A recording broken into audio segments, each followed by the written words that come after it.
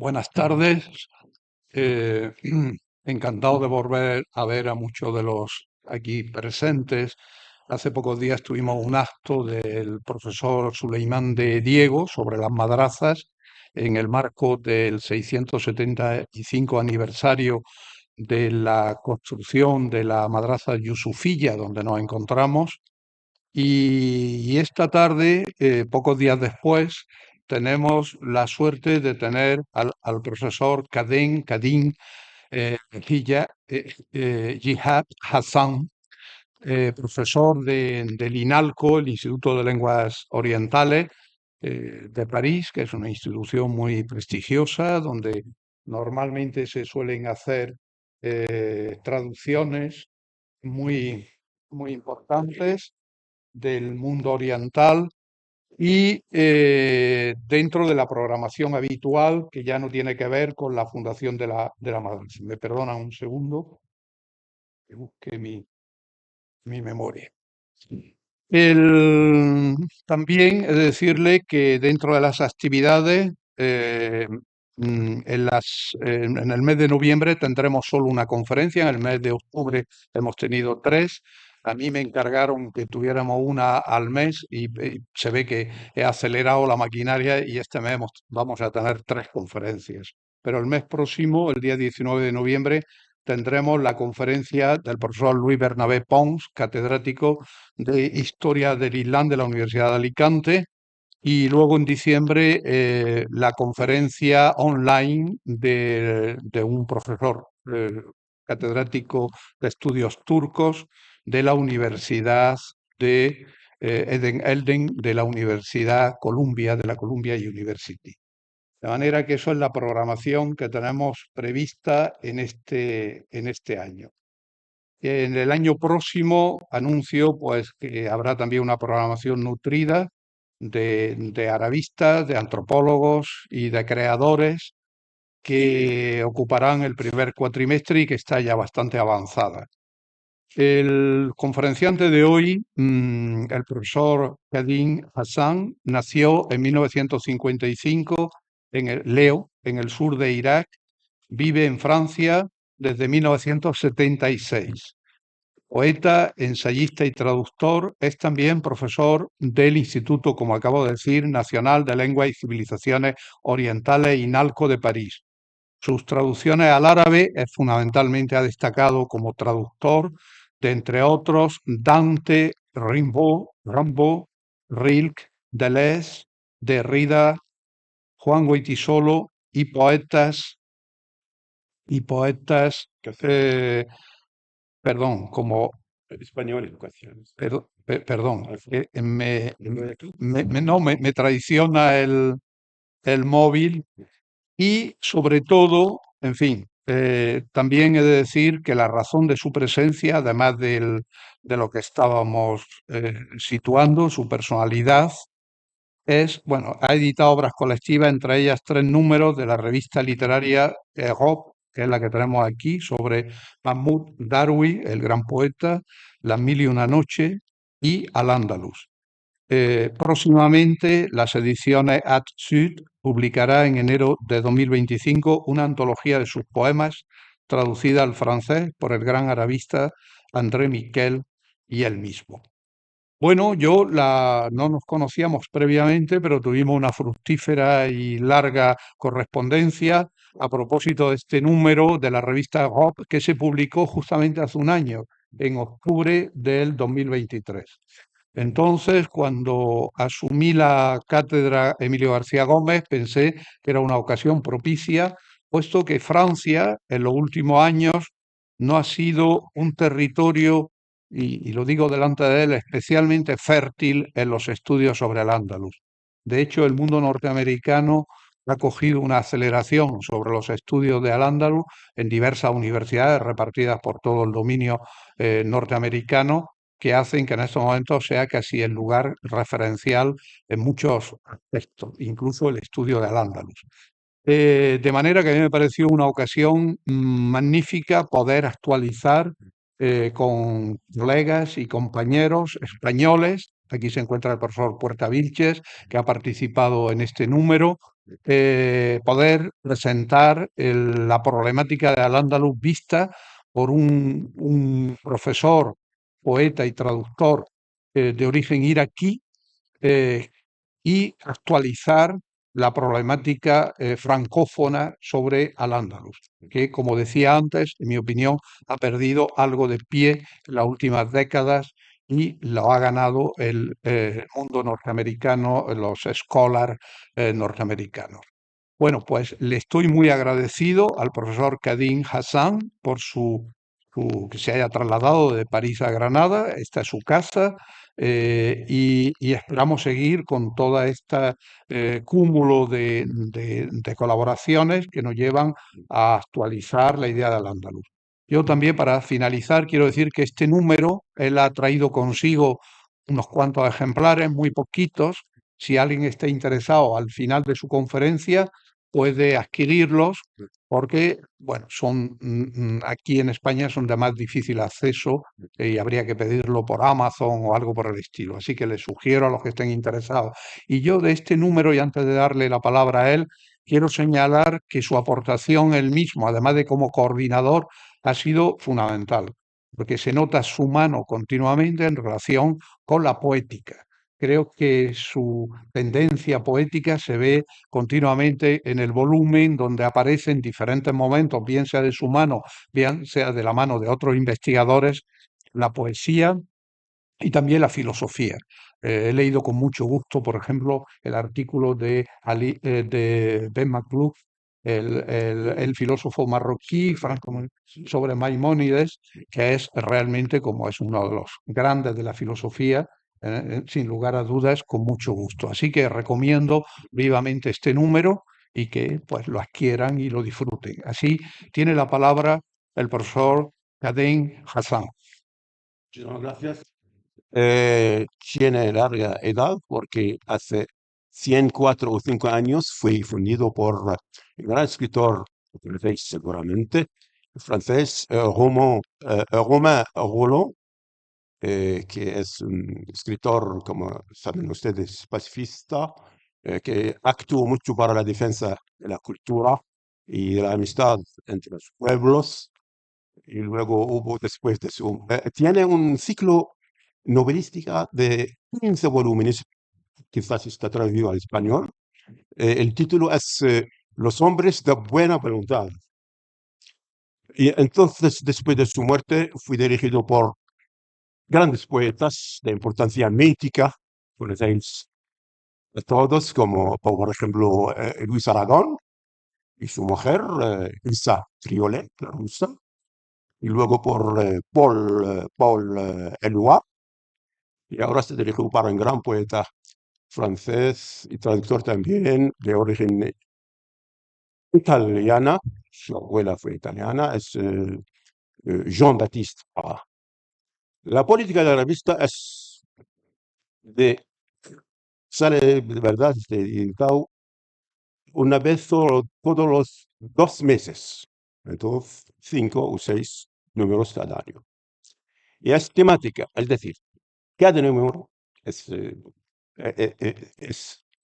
consagrado a un tema, o a un autor, una obra, o un corriente literario o filosófico, aquí ven el Andaluz, y la costumbre de cada número piden a un especialista del tema de dirigirlo, de hacer la presentación, de escoger un plano y luego invitar a la gente que piense capaces de nutrir el número. Entonces, esto nos pidió 3 años de trabajo, de emails, de correspondencia, de reflexión común. Y fui de verdad, no es porque estar aquí, muy ayudado por los amigos del Cantut y Puerta, que está aquí, que también profesor de Granada y que nos honra de su presencia ahora. Entonces, porque hubo a la vez mucha facilidad después de haber encontrado un buen conjunto de amigos, un grupo internacional, porque los participantes son españoles, yo quise que los españoles participan, ¿verdad? Y árabes, también franceses, y hay incluso una argentina que enseña en los Estados Unidos. Pero la dificultad consistía en qué nuevo decir, qué hay que decir de nuevo sobre el andaluz. Hay centenares, sino millares de libros, de tesis, etc. Entonces hemos decidido de contar la historia, ¿verdad? La actualidad del debate sobre el andaluz de manera muy objetiva, es decir, por encuentro, como se dice. Y luego la literatura, la estética, por ejemplo, nuestro amigo Puerta hizo un ensayo magnífico, ¿no es pas? ¿Verdad? Eh, la estética del agua, de la literatura o la poesía árabe antigua. Hemos introducido la antropología gracias a Cantut, la historia gracias a nuestra amiga María Jesús Figuera, miembro de la Academia Real de Historia en España. Y hemos estudiado las obras que hablan, ¿verdad?, del andaluz hoy en día. Y este conjunto, que es sintético, complementario, fue juzgado para muchos amigos, sobre todo los que han participado en ello, sobre todo el historiador francés, hijo de españoles, Gabriel Martínez Gros, que trabaja mucho sobre Ibn Khaldun y sobre la identidad andaluza. Tiene un libro muy famoso, muy célebre, La identidad andaluza, y luego también tradujo al francés el libro mítico de Juan Vernet, Lo que Europa debe a los árabes o a la cultura árabe. Y me ha escrito, él, perdón, me ha escrito que es por la primera vez que ve un trabajo sintético y que, como se dice, eh, nos hace la economía de leer varios libros.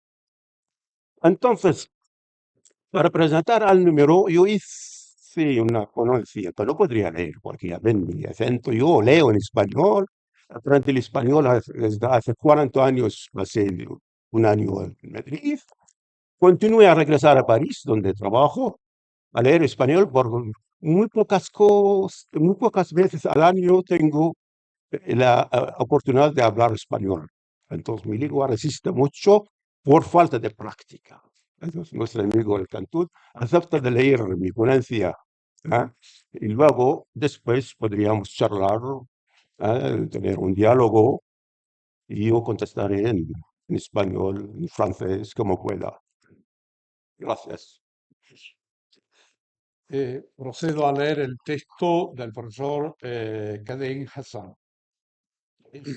En su contribución a un encuentro de escritores árabes y españoles organizado en 1985 en Ronda, Andalucía, por el escritor español Juan Goytisolo y patrocinado por la Diputación, el novelista y pensador marroquí Kebir Hatibi, 1938-2009, reclamaba una escritura y una reflexión sobre al-Ándalus que fueran más allá del trauma. En este horizonte de pensamiento me propuse situar este número de la revista Europe en cuanto recibí la invitación de su redactor jefe, el poeta Jean-Baptiste Parra, para trabajar en él. Y fue este horizonte esperado y creído el mejor posible, el que dictó la elección de los colaboradores y el objetivo asignado a esta obra colectiva. El trauma al que aquí se hace referencia, en tanto más engorroso cuanto que ha perdurado y perdura aún en algunos contextos, y es compartido por las dos partes más afectadas, los árabes y muchos españoles. Más que de trauma, lesión, se trataría probablemente de traumatismo, siendo este último, como sabemos, la continuación de los efectos de la lesión en el presente, su perpetuación, su negativa a dejarse curar, en ausencia de un trabajo adecuado sobre ella. ¿Y qué puede ser más eficaz a este respecto que una escritura que va más allá de la negación y la desmentida, una forma de pensar que se cierra todas las posibilidades pasadas o futuras y se complace maliciosamente en cavilar perpetuamente? El trauma asociado al Andaluz, hemos argumentado, es compartido por árabes y muchos españoles. Cada parte lo experimenta y sufre a su manera.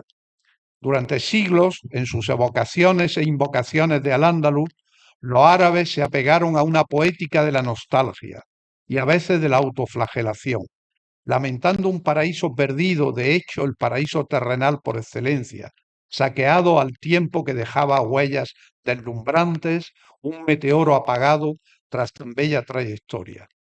El orgullo, herido por supuesto, se sumó a este llanto colectivo.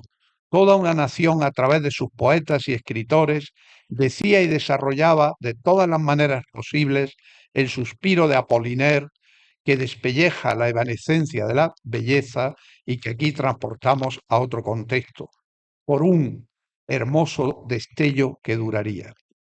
Las longevas divisiones y guerras intestinas, marca reservada a los árabes en su historia al parecer, los frutos de un largo mestizaje y el contenido real de una larga serie de invenciones del pensamiento, las letras y las artes, el sufrimiento secular de los moriscos y de sus compañeros de infortunio, los marranos, de todo ello solo recientemente ha empezado a ser cuestionado y releído en profundidad. La cultura española y de hecho hispánica está dividida en dos bandos. Por un lado están quienes toman causa y efecto de un compartir que ya se ha producido y se esfuerzan por identificar y analizar sus beneficios para el pasado, el presente y el futuro. Su convicción, transformada en práctica literaria y científica, encuentra su mejor emblema en la idea desarrollada por Américo Castro, a saber, que mejor que la simple tolerancia, palabra querida por Voltaire, pero que, como demuestra el cuaderno actual, no resiste a la crítica, al Andaluz habrá albergado durante largos periodos una feliz cohabitación, fenómeno para el que Castro ha acuñado un término más apropiado: convivencia, donde todo el mundo lo traduce como coexistencia. Yo estaría tentado a leerlo en su sentido original, vivir con, y traducirlo como vivre ensemble, vivir juntos, tan querido por el filósofo Jacques Derrida, que lo convirtió en el tema principal de una de sus últimas obras. Por otro lado, están los negacionistas, que si no ven al Andaluz en la estela de Sánchez Albornoz como un accidente muy desgraciado en la historia de España y la única razón del supuesto atraso de los españoles, se apresuran a negar cualquier aportación de los musulmanes de España a la cultura europea y universal. Incluso hay quien, siguiendo los pasos del exfalangista Ignacio Olaue, afirma que los árabes nunca invadieron España y que los musulmanes de allí solo eran conversos.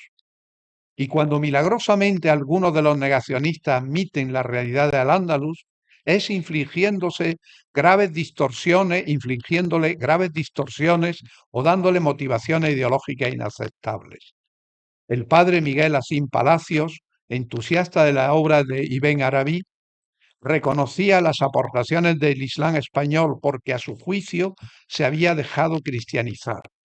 Como se puede comprobar en este número de Europe, el mismo arabista también se mostró entusiasta de la participación de los soldados marroquíes en el aplastamiento de la República Española, que habían venido a enfrentarse a los rojos y mostrar su lealtad a España.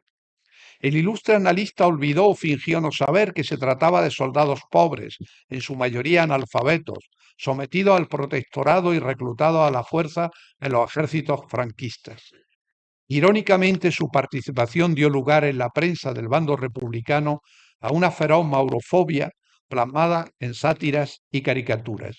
Evidentemente, lo que estos negadores o negacionistas quieren ignorar, cegándose ante ello con todas sus fuerzas, porque su sola posibilidad ofende y burla su ideología purista y excluyente, es cualquier perspectiva de coexistencia, mestizaje, hibridez y mezcla de culturas, y la idea misma de encuentro, todo lo que la cultura moderna y contemporánea, desde el pensamiento de Víctor Segalen hasta Edouard Glissant, sin olvidar los estudios subalternos y el pensamiento postcolonial, ha venido a demostrar no solo su legitimidad, sino también su saludable y vital necesidad.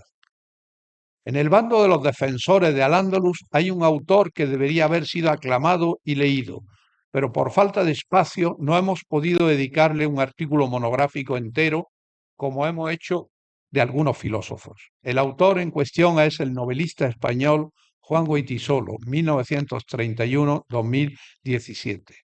En gran parte de su obra, sobre todo en sus cuatro novelas más famosas, Señas de Identidad, 1966, Reivindicación del Conde Don Julián, 1970, Juan sin Tierra, 1975 y Masbara, 1980, así como en su ensayo, entre los que destaca Crónicas sarracinas, 1982, trabajó enérgicamente para deconstruir a través de la poesía, la novela y el análisis lo que consideraba los fundamentos del franquismo, a saber, la ideología de la pureza de sangre, la negación del otro y la interminable glosa sobre la esencia de España, fenómenos que, según él, tienen su mejor expresión en la actitud de una parte de los historiadores y escritores españoles hacia el Andaluz. Aplicó con ironía mordaz y profana a varios sectores de la tradición española. En una afirmación citada por Cristina Cibanto, arabista e hispanista, profesora de la Universidad de Miami, granadina, Tranquilo. no argentina, de origen granadino. Luego lo hablamos. En este número, Brack Epps sugiere que en su novela Reivindicación del Conde Don Julián, Goytisolo adoptó una actitud misógina hacia la figura de Florinda. Me parece cuestionable. A través de la leyenda de Florinda y de su padre Don Julián, de quien se dice que abrió las puertas de España a los invasores moros para vengar el honor de su hija maltratada por el rey visigodo Rodrigo, Goytisolo ataca simplemente una sexualización delirante e hipócrita de la historia. Al mismo tiempo hace un paradójico e irónico elogio de la figura del traidor, al estilo de Jean Genet, autor del que era ferviente admirador. Incluso en sus novelas, Goytisolo era un poeta y una lectura poética es a menudo la única manera de leerle. Para releer al Andaluz de otro modo, en lo que se refiere a su historia, sus logros y lo que se ha conseguido, y para poner una forma de escritura y de reflexión que vaya más allá del trauma, hemos tenido que optar por un enfoque objetivo, libre de sesgos nacionalistas o ideológicos, no lastrado por el peso de la emoción, sobre todo la de los afectos tristes, un enfoque que contara la desconcertante experiencia vivida en sus aspectos positivos y en sus duras pruebas. No hay que embellecer a toda costa, ni sacrificar el peso de los archivos, aquello de lo que hay historia, para retomar una frase de Walter Benjamin, sacrificándolo todo a un entusiasmo no verificado o a una amargura cegadora. Pues los negadores de Al-Ándalus proceden también de esta amargura. Para salvaguardar una fantasía de pureza de sangre y de espíritu, producen maravillas de vana invención y pretenden ocultar una historia comprobada en favor de una realidad soñada que quisieran hacer pasar por la única que jamás sucedió. También tuvimos que adoptar un enfoque plural en más de un sentido. En la profusión de publicaciones sobre Al-Ándalus en lengua europea y en árabe, sin duda será difícil encontrar una que reúna, como lo hace este número de la revista Rock, autores de al menos 4 lenguas y procedencias culturales diferentes, y aportaciones sobre la historia de las personas, las ideas y las lenguas, el pensamiento, la literatura, el arte, la feminidad y la traducción, en una interacción fructífera y no como productos intelectuales aislados. Nos pareció que un texto del novelista Gilbert Sinué, colocado entre las 4 secciones del cuaderno, antes de las 4 secciones del cuaderno, podía servir de apertura. En él hace un resumen de los diversos hilos del debate en torno al Ándalus, presenta su propia visión sobre el tema y resume su gran novela parabólica sobre toda la historia, el libro de Zafiro, 1997. La primera gran sección de nuestra obra colectiva presenta una serie de relecturas diversas y complementarias de Al-Ándalus en cuanto a su historia, sus dramas y sus logros. Emmanuel Tissier Dumesnil traza un cuadro histórico matizado y detallado que abarca las fases sucesivas de esta historia, sus acontecimientos más significativos, las diferentes fuerzas en juego y lo que está en juego en sus acciones, los éxitos y las contradicciones, la simbiosis y las tensiones, la generosa coexistencia participativa y la violenta exclusión. Gabriel Martínez Gros, Martínez Martínez, Gros, Gros retoma su tema favorito, la identidad andalusí, con el que consiguió hace unos años dar un nuevo impulso a los estudios históricos sobre el Andaluz. Muestra la complejidad de esta historia, que no solo fue un conflicto entre musulmanes y cristianos, pero desde el principio los árabes de Al-Ándalus se vieron envueltos en un atormentado diálogo con el Oriente Árabe, un deseo de revivir el esplendor de los omeyas de Damasco y de competir para distinguirse con el de los abasíes de Bagdad y los fatimí de El Cairo, sin olvidar el trágico tira y afloja entre los propios gobernantes árabes y entre estos y sus homólogos bereberes más tarde. Otro aspecto de la amplitud de la lectura que el ensayista historiador hace de esta historia es que no olvida mostrar que la lengua árabe fue una de las cuestiones en juego en este gigantesco esfuerzo por forjar una identidad. Muestra cómo esta lengua fue habitada, desafiada por el espléndido modelo árabo-oriental y al mismo tiempo puesta a prueba por una realidad diferente y llamada a demostrar una gran inventiva para abarcar nuevos horizontes de experiencia social y nuevos hábitos mentales. El segundo artículo, Emmanuel Tissier de Mesnil, retoma el tema y la noción de tolerancia andalusí, recordando que el recuerdo de un al-ándalus de la tolerancia fue revivido por primera vez probablemente a partir del siglo XVIII por los filósofos de la Ilustración, antes de que la noción fuese revivida un siglo más tarde por los filósofos judíos alemanes que veían en la España musulmana la edad de oro de la vida judía y soñaban con recuperar su dinámica en la integración de los judíos en la Alemania moderna. La historiadora señala con razón la historiadora señala con razón el anacronismo y la inadecuación de la noción de tolerancia que prefiere, siguiendo los pasos de Américo Castro, sustituir por la de convivencia.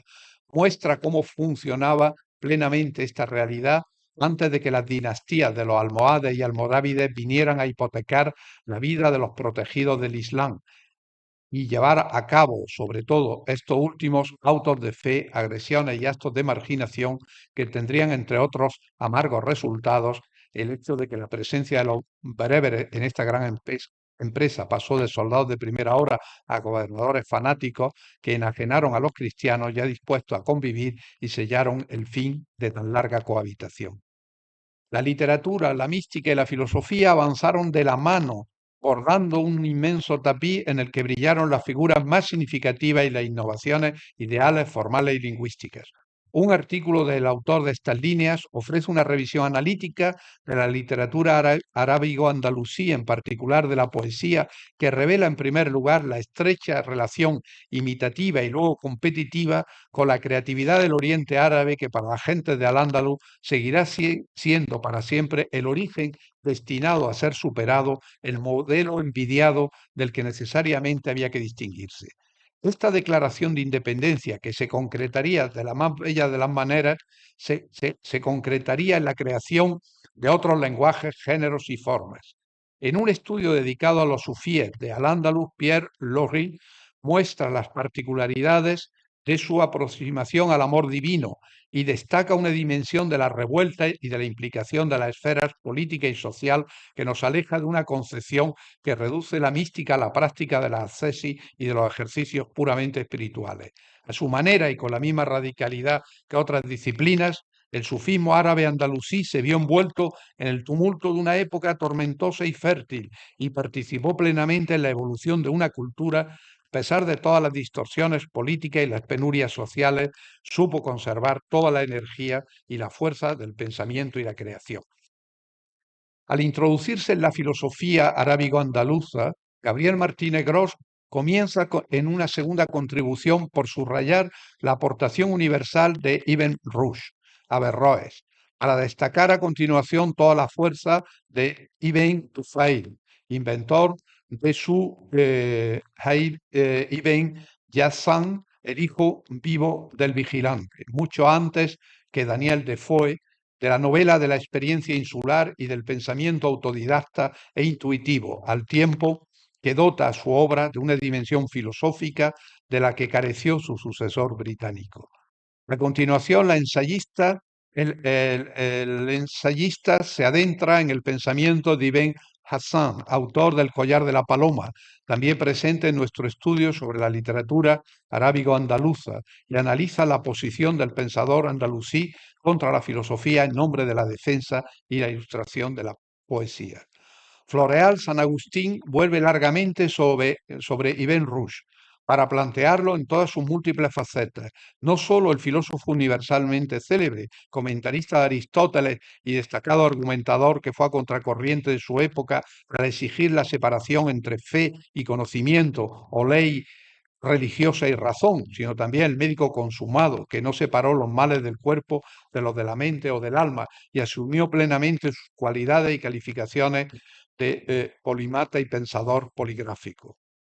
Frente a las lecturas que circunscriben a Maimónides a una filosofía exclusivamente judía, Ali Ben Makhlouf lo presenta como una figura universal y universalista que entabló un profundo diálogo con los filósofos musulmanes, especialmente en su obra de comentarios Guía de Perplejos, escrita en árabe, y tomó prestadas muchas de sus herramientas y conceptos sin dejar de querer seguir siendo judío.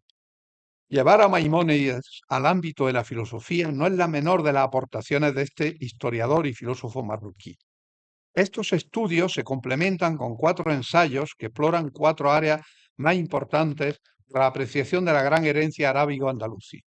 José Miguel Puertavilche estudia el agua como elemento constructivo y constitutivo principal de una poesía, pero también de una estética general que abarca la arquitectura, la botánica, la mecánica hidráulica, la caligrafía y el arte de los arabescos.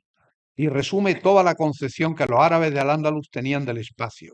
Aquí radica, en efecto, una particularidad importante, solo parcialmente reflejada en la literatura árabe de Oriente Próximo, una particularidad en el tratamiento y la representación del espacio que en el arte y la literatura arábigo-andalusí está rodeado de 1000 cuidados, abordados a través de planteamientos creativos y totalizadores, sustentados en una filosofía del hábitat y una relación con la naturaleza y el universo de la que los pocos versos citados dan una imagen cautivadora.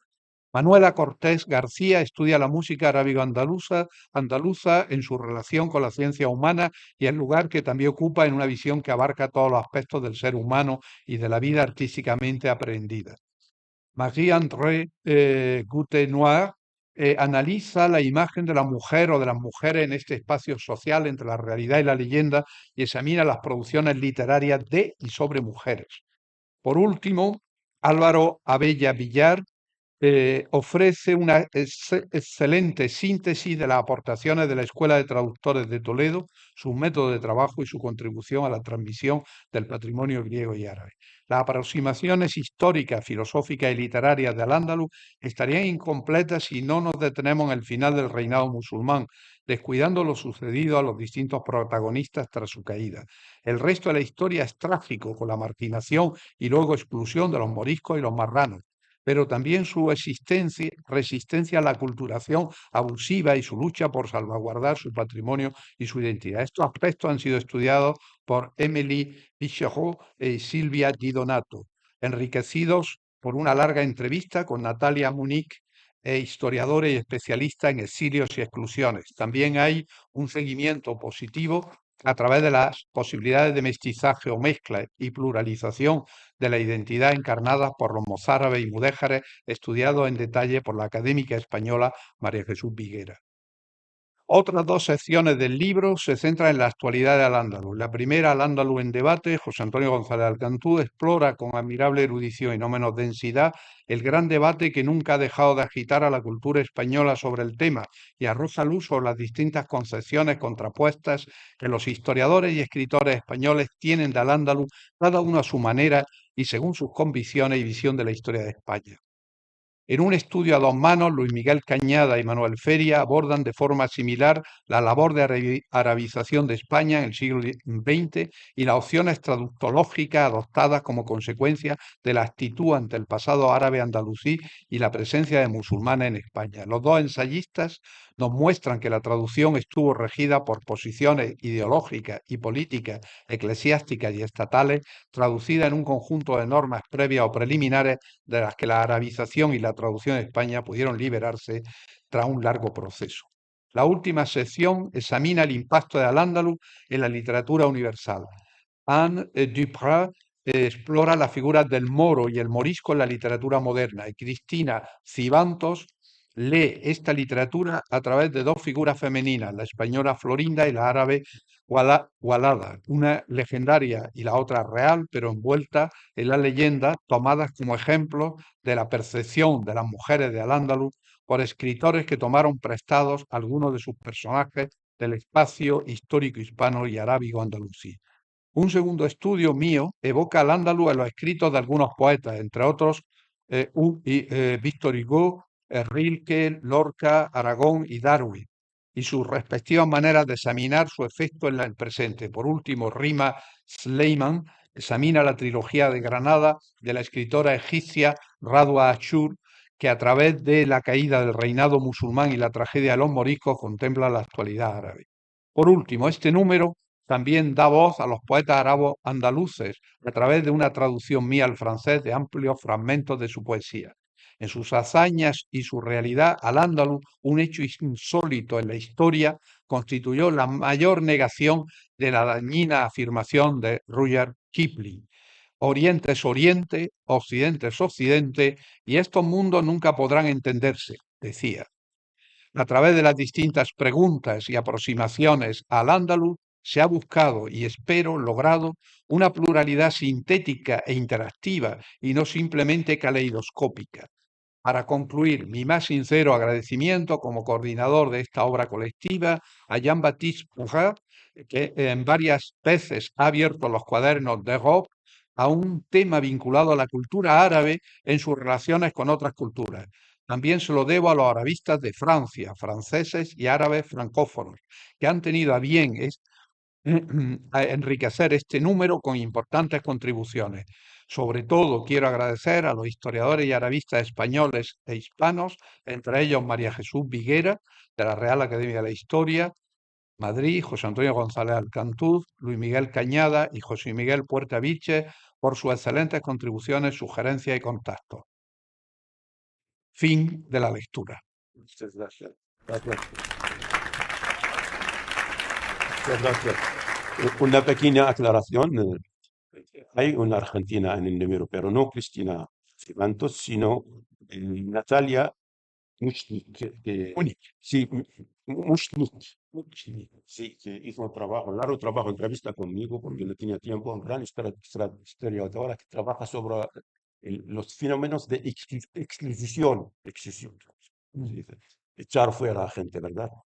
Y hemos hecho una larga entrevista sobre los moriscos y los marrones.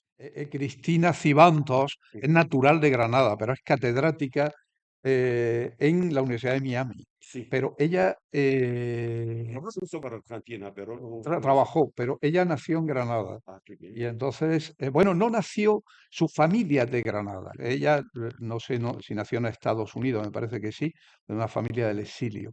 Pero vamos, que Y hizo Teresa gente que hizo un artículo muy feminista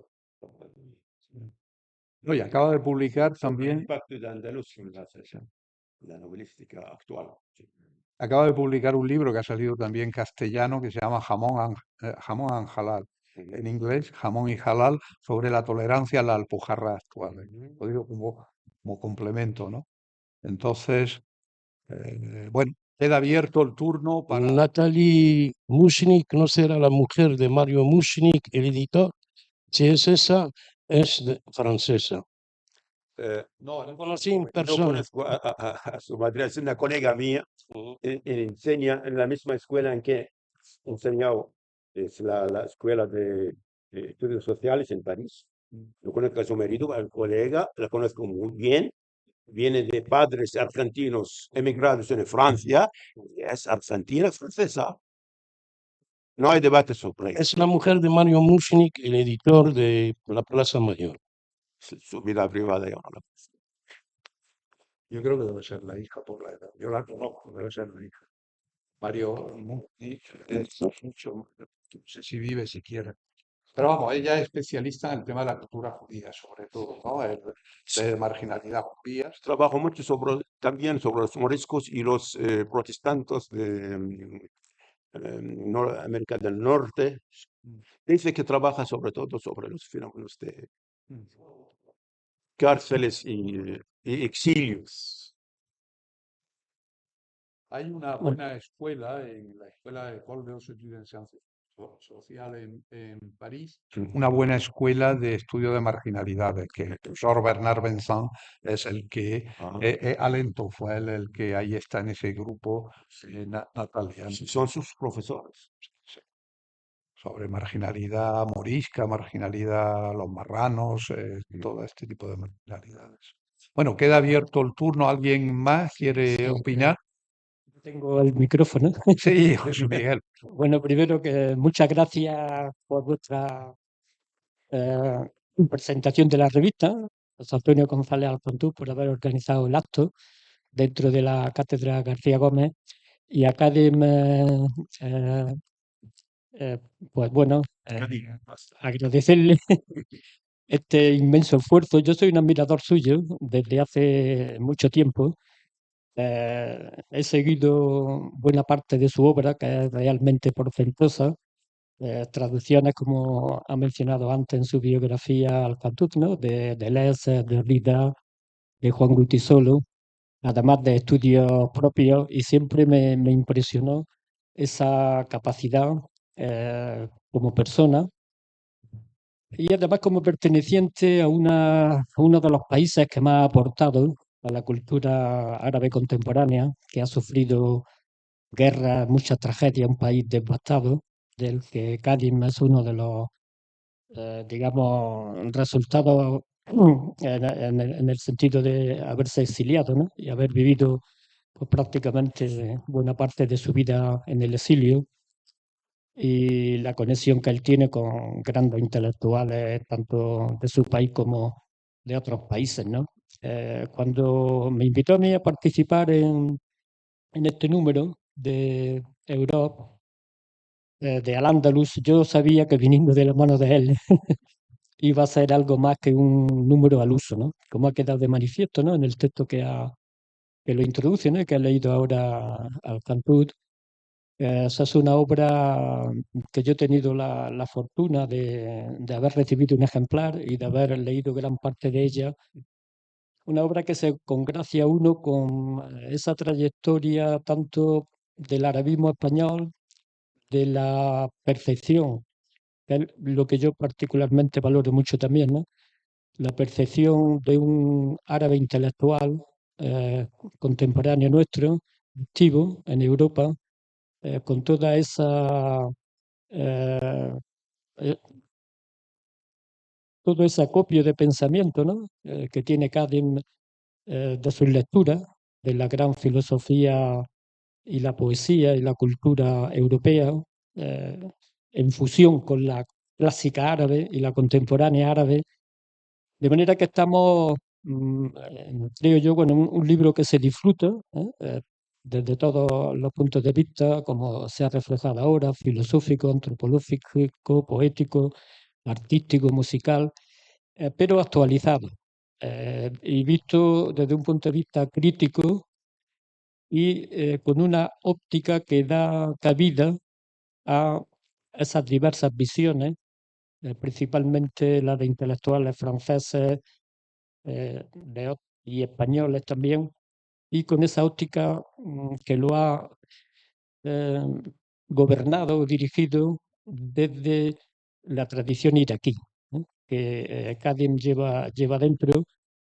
Y eso me hace ver, y es lo que quería aportar, ¿no? Como pequeña reflexión, eh, una, una sensación de que estamos viviendo desde muchos lugares, también como ha señalado antes José Antonio González Alcantú, desde el mundo anglosajón, pero sobre todo me alegra ver que la intelectualidad árabe, aunque nunca ha dejado de tener en cuenta al Andalus, digamos que está profundizando y recuperando y haciendo una relectura propia y a la vez universal, ¿no? Y esto me recuerda también cuando en el año 2003, cuando se produjeron los bombardeos de la coalición contra Irak y Bagdad, editamos aquí, bueno, dirigido por Salvador Peña, uno de nuestros grandes arabistas Claro. y traductores, Bien, un volumen titulado Irak y el Andalus. Ajá.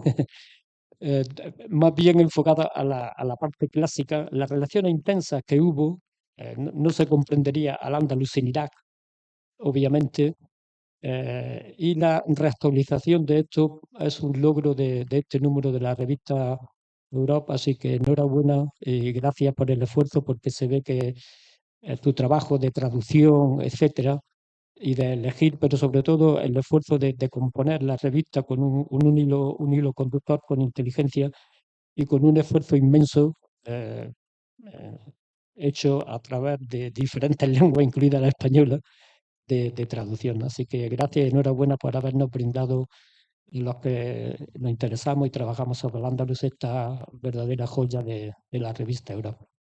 Muchísimas gracias por tu generosa palabra. Salvador Peña es el traductor de la más reciente versión de Las Mil y la Noche, ¿verdad? Sí, lo conozco. Muy interesante, claro.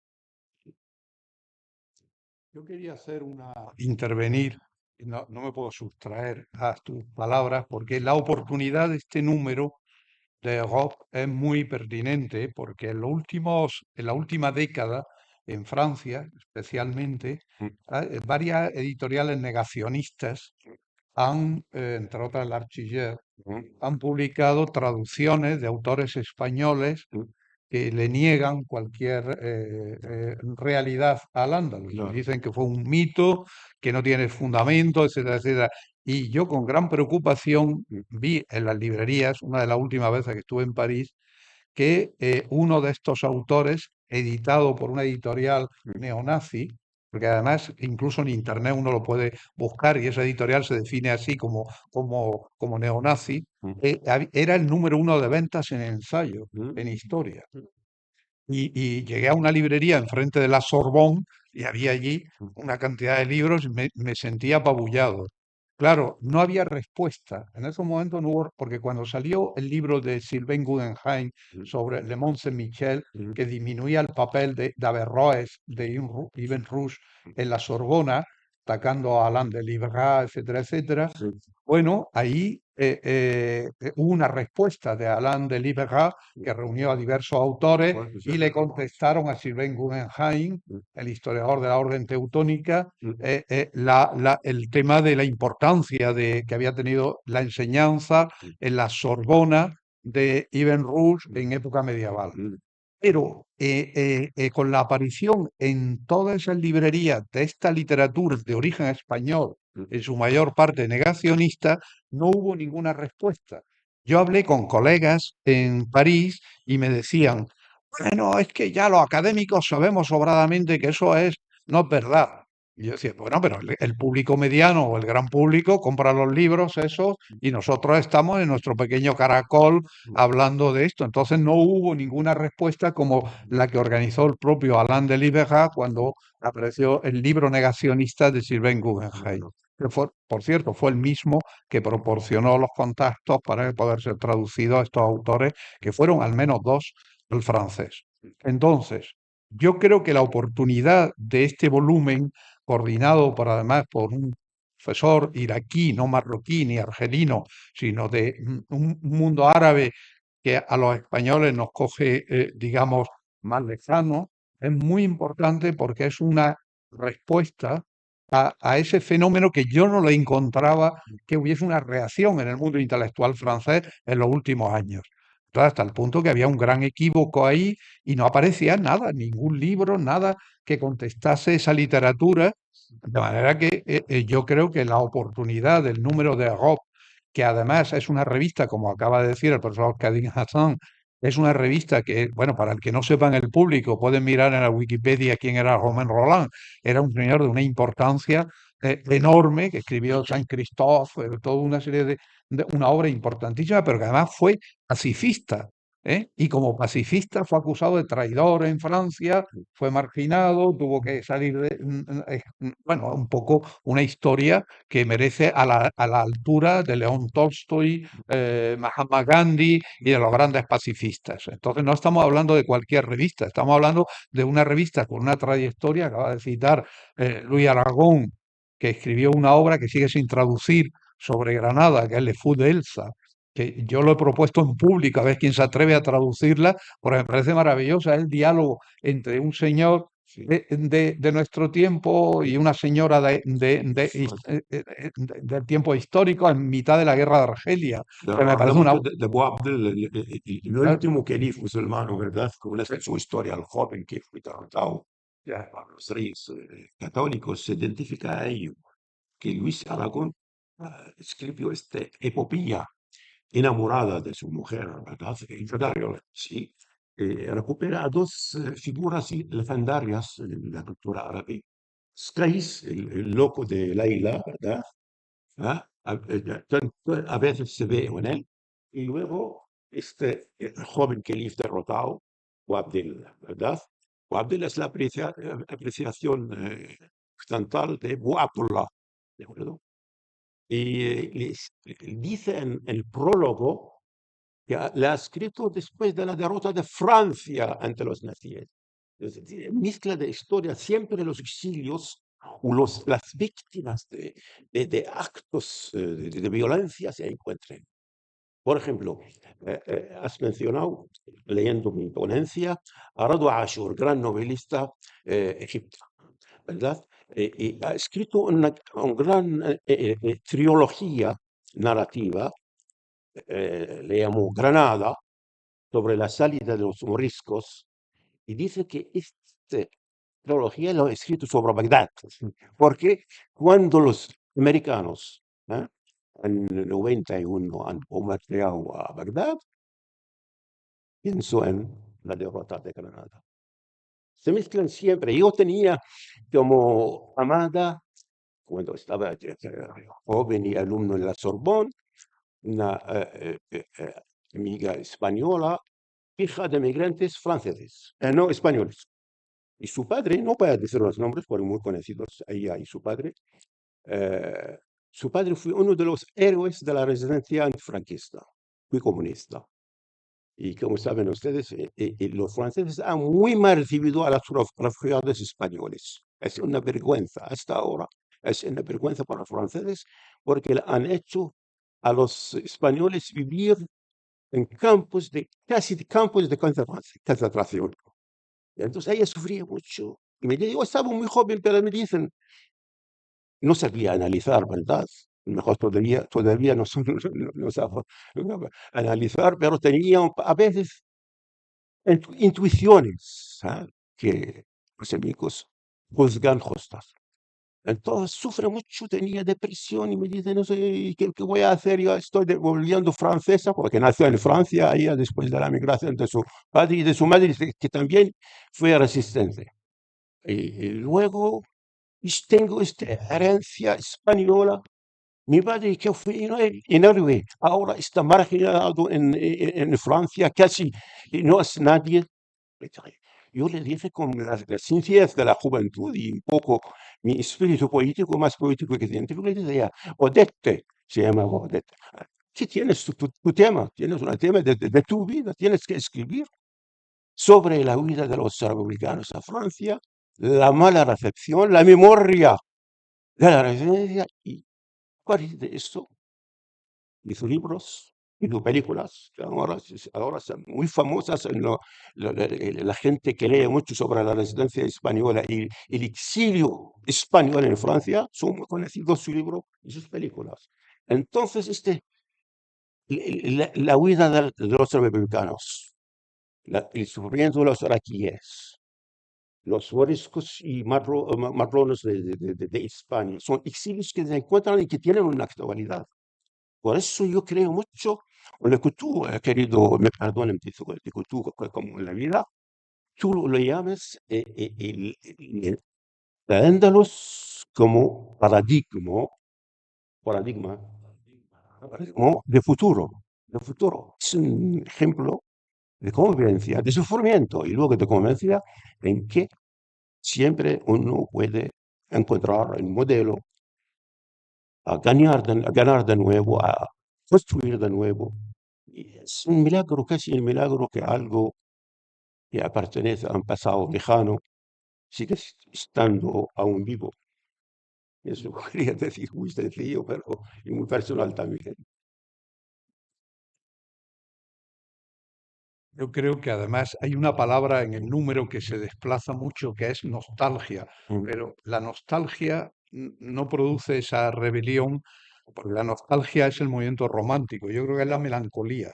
Melancolía. La melancolía es la que nos produce continuamente este rebobinar la historia Mm, de Al-Ándalus y ofrecerla como, claro. como modelo, porque no es un modelo que haya existido, es un modelo imaginario, mítico, que está aquí, pero que nos hace reflexionar sobre, por ejemplo, el artículo de Gabriel Martínez Gros sobre, que por cierto tiene una historia de Granada publicada en francés, que se la presenté yo en Mm, Madrid, ese Histoire de Grenade, publicada por Fayard. mm, Y entonces él, cuando habla, por ejemplo, de Averroes, esa mm, separación que tú has hecho mención, mm. fe y razón, Sí, fe y razón, ¿habrá algo más moderno que la separación entre fe y razón? Que pues todavía sí, estamos debatiendo sobre los límites de la claro. creencia, la constitución de los estados, etcétera, etcétera. No es que sea de aplicación inmediata, pero evidentemente todavía Ibn Rushd no se enseña.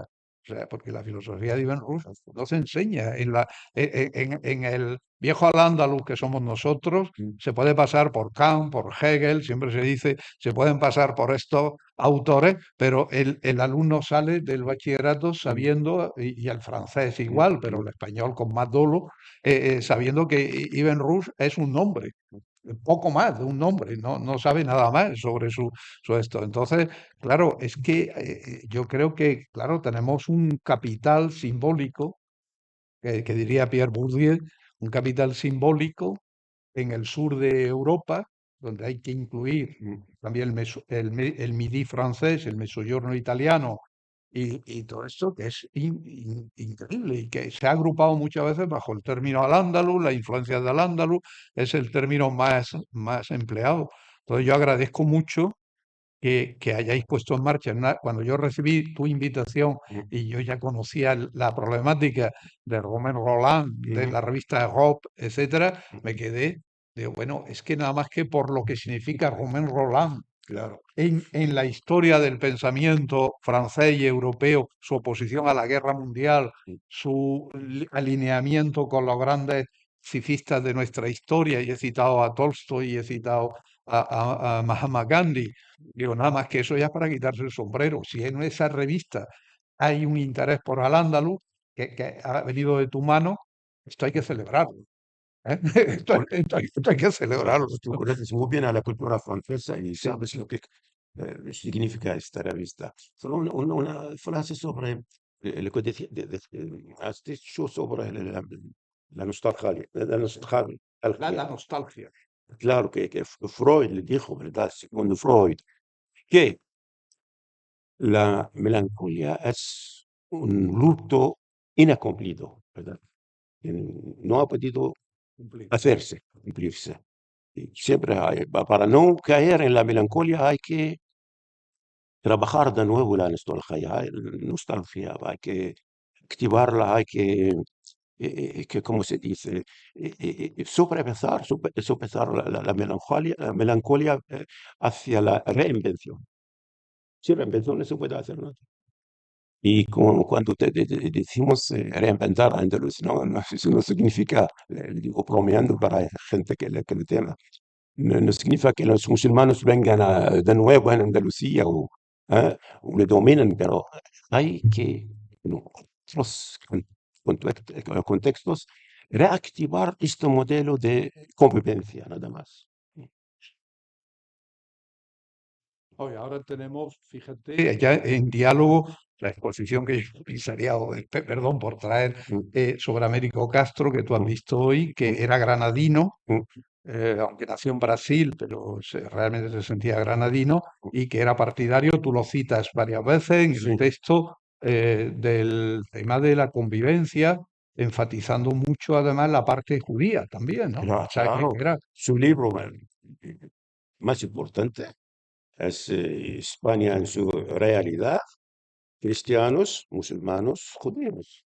Es el título. Y hoy, fíjate que dentro de eso, con el drama que está pasando en Mm, el Próximo Oriente, mm, la validez mm, de este paradigma, ¿no? O claro. sea, porque buena parte de la comunidad hebrea Mm, de, de, de, de, de Palestina o de Israel mm, es de origen sefardí. O sea, que realmente si tuvieran que atenerse al sefardismo mm, en sentido estricto, tendrían que tener esa visión y no esta visión que podríamos llamar askenazi, que procede de Polonia, que representa, entre otros, Netanyahu, ¿no? Representa una claro. posición que no es dialogante en absoluto, está fuera de control y fuera de esto, ¿no? Que, los judíos de origen española o oriental no tienen mucho poder en Israel. Israel ahora, derecha extrema, fascistas que quieren borrar a la Palestina. No tienen poder. Hay gente simpática, pero no tienen poder. Este tema es muy importante porque supone que España tendría, en teoría, un gran papel que jugar en la geocultura, no en la geoestrategia, la geocultura, Claro, que es el término que utilizaba Immanuel Wallenstein para definir otra cosa diferente de la geopolítica, la geocultura. Pero desgraciadamente, de todas maneras, que hay una cosa que te agradezco que hayas venido para que también nuestra autoestima aumente. Es decir, yo creo que nosotros tenemos ahora mismo, lo mismo ha hecho Cristina Cibanto cuando ha escrito su libro Jamón and Halal en inglés. Tenemos en el momento actual, siendo como al estilo Luis Aragón, tenemos un momento muy óptimo de tolerancia. claro. De hecho, es la zona de Europa donde ha habido menos movimientos islamofóbicos o incluso antisemitas, porque la gente, en el fondo, yo pienso, quiero pensar, la gente eh, es más tolerante de lo normal, de lo que suele Claro. ocurrir en otros lugares. Entonces, yo llamo la atención sobre este particular que no se rompa la baraja, ¿no? O sea, que hacemos todas estas cosas para dejar claro que yo creo que es muy importante la presencia del profesor Khalil Hassan para dejar claro que vivimos un momento, una edad de plata. Vivimos una edad de plata, utilizando el término de la generación del 27, una edad de plata de este tipo de estudios aquí, que probablemente en otros lugares de Europa darían lugar a tensiones por el simple hecho de ponerse encima de la mesa, ¿no? Entonces, eso es muy importante, ¿no? Este pequeño.